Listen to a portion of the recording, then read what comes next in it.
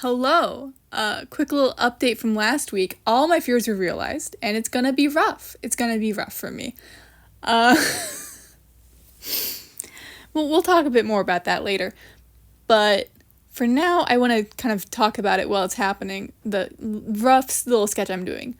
I kind of like to work like this when I'm doing digital because it really suits itself to just kind of scribbling in the eyes and stuff like that, because with traditional there's typically marks. Even if you can erase it, even if it's erasable medium, there's typically some sort of mark or damage to whatever substrate, typically paper if you're talking about like pencil and stuff.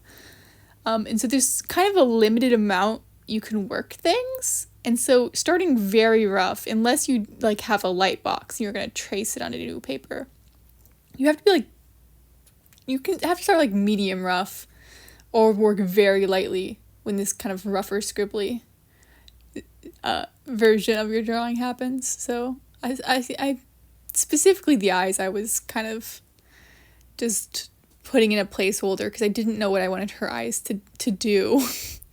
So I just wanted to get them kind of placed in the face properly, and I will edit one of these eyes. I'm going to grab it up a little bit right there. But yeah, I wanted to kind of just figure out what I was doing with her facial anatomy before I got into the details of her eyes, because that's, I don't know, it's just a pretty important focal point. So this drawing took, I think, 2 hours and 40 some minutes, like not quite 3, but coming up on 3. And now we are back to what I was talking about at the beginning, when I did a drawing that was like an hour and a half, and I'm like, oh, this took forever to process and export my video for. That's weird. It didn't used to be like that. The first pass of this edit took 26 hours to export. I want to just say, about 3 years ago, when I started doing this kind of Speedpaint,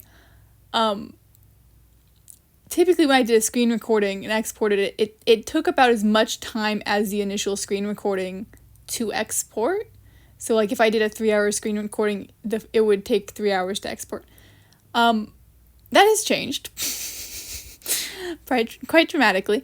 Bright side, they seem to be more compressed. Like the base screen recording, it was 3 hours of footage, and it was about 7 or 8 gigabytes, which is, I've had some that are about that long that are like 40 some gigabytes.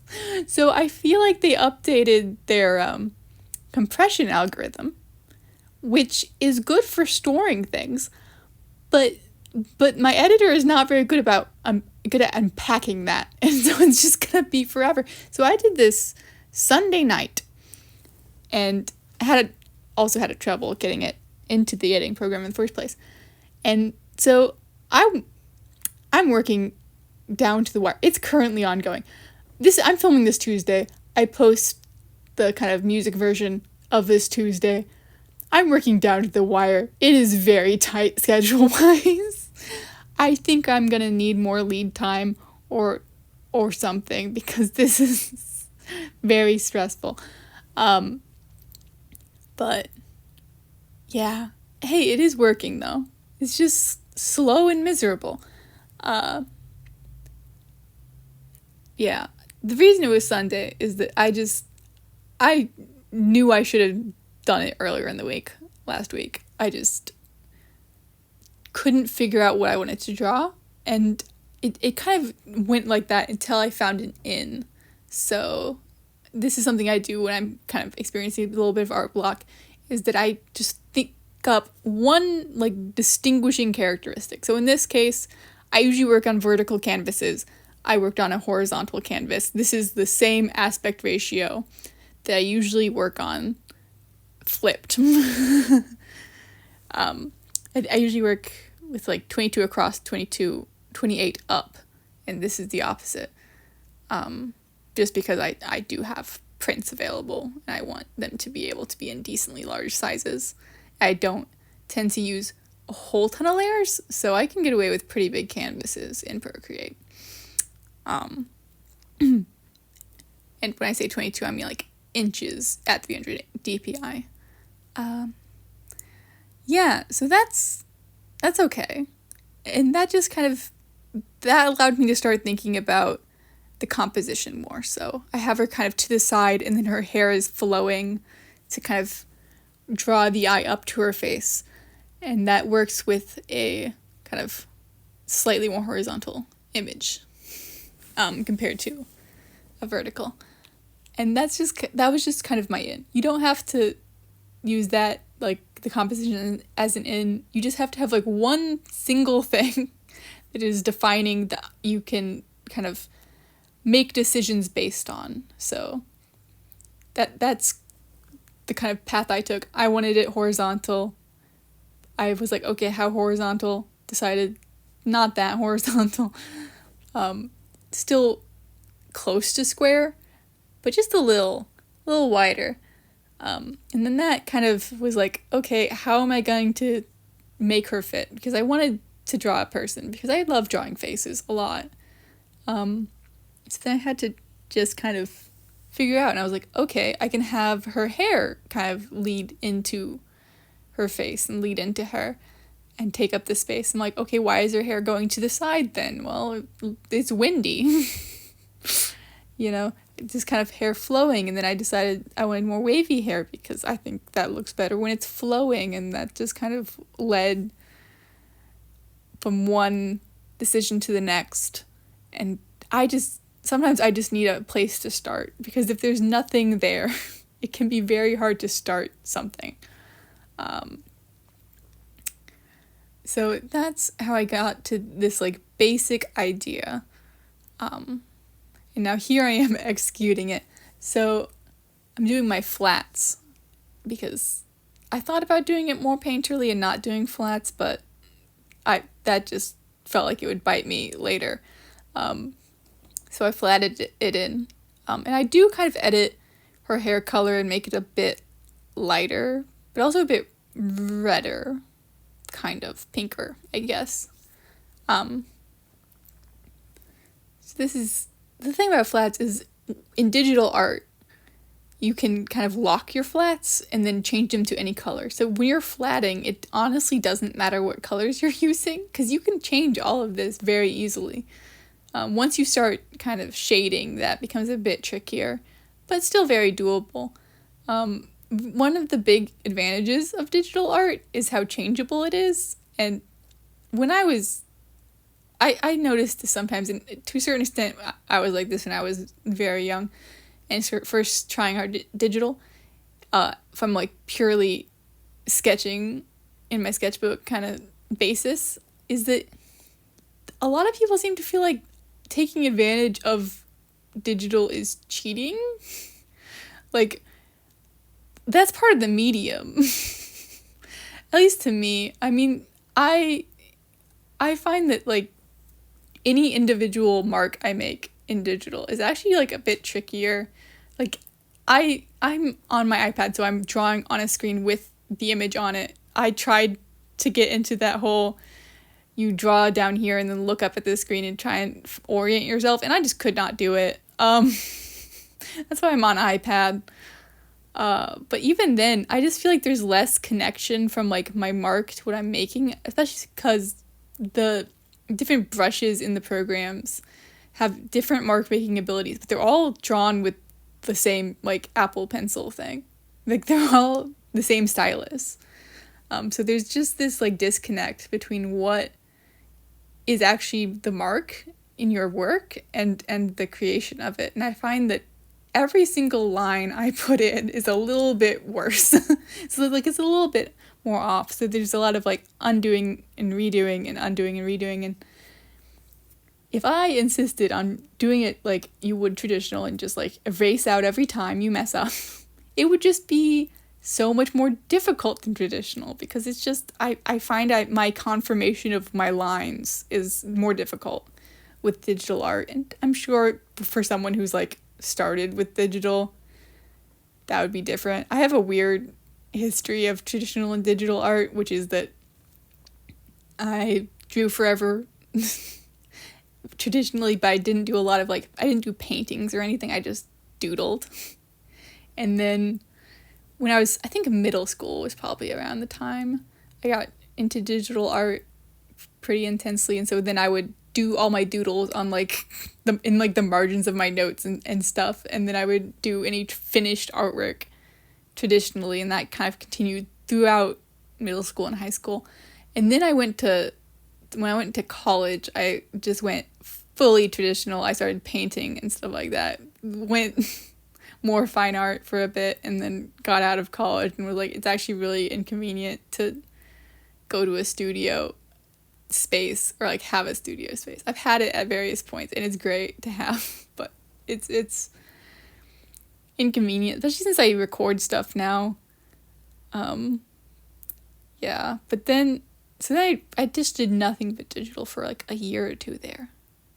And then I went back the opposite and I got really burnt out, and you've seen I've spent months and months just doing little traditional sketches to feel good with my life.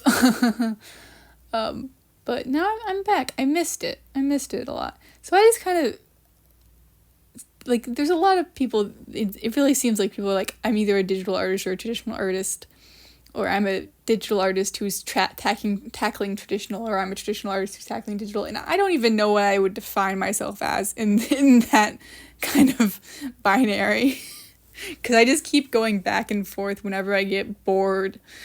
But I do kind of struggle with the intuitiveness of various brushes and things, but I'm a very visual person when it comes to stuff. I play games and I do not use I don't tend to use keyboard shortcuts, which I should. It would speed things up a lot. And when I say games, I use strategy games. I don't play anything I can't pause. I do not real-time strategy because I am slow and ponderous, and I like to click with my mouse and not explore the keyboard, and it would save me so much time. But my brain struggles with kind of going from one thing to the other when they're not intuitively connected to me. So I struggle with that. I also don't use shortcuts in digital art. There are different little kind of accessories that will let you assign keyboard shortcuts to your eraser or stuff like that, and I just don't do that. I'm just slow. It's just not, it's not something I'm quick with. I do know just how to very quickly undo, which is important for line work in digital art. But that's kind of the same thing where when I'm playing a game, the only keyboard shortcut I will have memorized is whichever one pauses the game, so I can take more time. But I don't. Yeah, I struggle with the connection of the doing and the seeing sometimes with digital stuff, even though I'm very experienced with it now. So you have all of these advantages with how changeable things are in digital artwork, and I just feel it's about the same difficulty. I don't think it really makes everything super easy or anything, because the basics feel harder for me with digital. The big thing I like about digital though is that you don't have to buy your colors. Paint is a thing, markers especially, that's harder to mix. You kind of have to do that all on canvas or all on paper. You can get away with fewer paints than you would ideally have, definitely, especially if you know your kind of primary colors very well. You can make most colors with just your primary colors and white. The reason I say most is that generally when you mix them together to create in-between colors, they can kind of dull each other out a bit. So you probably can't get fuchsia, or it'd be very difficult. But you can get by with 4 paint tubes. it's fine. If you balance it very carefully, you can make black. So, like, that's the kind of thing. But I like that I can just, like, look at any color and just be like, that's mine now. But then you also have the issue of every screen shows your colors a little differently. There is no objective reality anymore. So, I don't know. I just feel like it's different. I think they're both pretty fun. I don't know why this became a traditional versus digital art debate with myself, besides the fact that I did that. I made it this way. So, yeah, I'm currently trying to, on screen, I'm currently trying to figure out how to create the shapes, because I wanted to kind of add a lot of subtle kind of variation and shading with the hair, because there was a lot of different hair strands and I wanted them to be their own thing. This is another one where, I think I'm done and then I come back, which is, I do a lot. I kind of export the photo of it and I look at it and I'm like, wow, I'm so good at what I do, or wow, I'm terrible. It depends on the day. But then I'm like, there's just this one thing that nags me. And usually that's like a couple minutes. This one was like more than 10 minutes because I got distracted and just kept finishing stuff. So I don't do an entire kind of clean line work for this one, but I do kind of erase some stuff out and clean up at the end. As you can see, I've already kind of darkened the eyes to make them more, and the corners of the mouth and the nose and stuff, just to make it more of a focal point. Yeah. This is closer to a background than I usually do, but it's still just, I have cloud brushes for making quick clouds. Yeah, I just kind of wanted a texture in there. I just want to evoke that this is like a windy day outside. I didn't want to spend time on it. And here I am adding just like extra hair strands and kind of painting over some of the more awkward stuff with her hair, because I did, kind of just block it in real quick when I was sketching and overlap strands and stuff. And left it pretty rough for a while, so I'm just cleaning that up a little bit. It's still a little, in the end, it's still a little rough. There's different levels of finishing, and this is the kind of level of finishing where it looks complete, zoomed out, and if you zoom in enough, you will see things where you're like, huh. So I'm not calling this a sketch because I feel like it's neat enough. Like, there's enough painterly detail that the sketch lines kind of merge into it, I feel. It's very arbitrary if I consider something a sketch. To a certain extent, it's just like, do I look at it and do I think this looks finished? And sometimes, even if it's rough, I'm like, that looks finished, though. Like, this is probably messier than the drawing I did last week, but I called that one a sketch because stylistically that one looked like it was supposed to be very clean, and then it wasn't super clean. It was pretty clean, but not super clean, so I'm like, it's still just a sketch. I didn't finish this to the level this style demands, whereas this one's a lot rougher and more painterly than that, but that's kind of what I was going for, so I'm like, it's done. It's done. Yeah.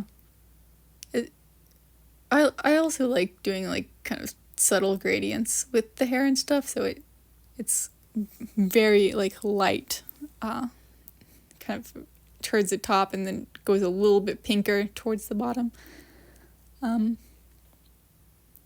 Yeah. Oh, that was me cropping it by like 2 pixels because when I moved the sketch over, I accidentally left like a tiny sliver where it wasn't to the edge, and it destroyed my mind. So I had to crop it, or else I could not love myself. And here's me realizing I forgot to do this little gem down here. Well, I say gem. I'm not sure. The rest are pearls. I painted it the same color because I didn't want it to like be a huge focal point. But it's kind of square, so like it could also just be a crystal. And here's what I did. I actually kind of duplicated the sketch layer, and then hid one of them and started erasing it out. You could just start erasing it out, but I'm paranoid that I was paranoid that I was gonna just like mess it up and hate it. So I saved the original sketch so I could do that, and like without fear. And here is I added a layer where I just like took the skin tone and lightly pushed over kind of the areas of the bangs in the hair that goes over her face, just to kind of bring those colors in together and make them interact. Because I wanted her bangs to not be like super blunt and heavy. I was going for light and flowy here. So, and yeah, this is just me going back in with even more kind of lines and details. I think this is during I came in to fix one little thing and then fixed 27 different little issues and just kept going. Yeah. Eventually I had to stop because I needed to sleep, you know? Sometimes it has to happen that way. But yeah, like there's also the issue where like if you keep fixing the hair enough, it'll be too clean for the rest of the image, and I didn't want to do that because I didn't want to finish everything super clean. So I'm about done. Yeah. Took a second to stare at it. It was like, no, this is still bothering me, and we're gonna have to do a little bit more. But I'm finishing up just right about now. So thanks for listening to me complain, I guess. It's not really complaining. I like her.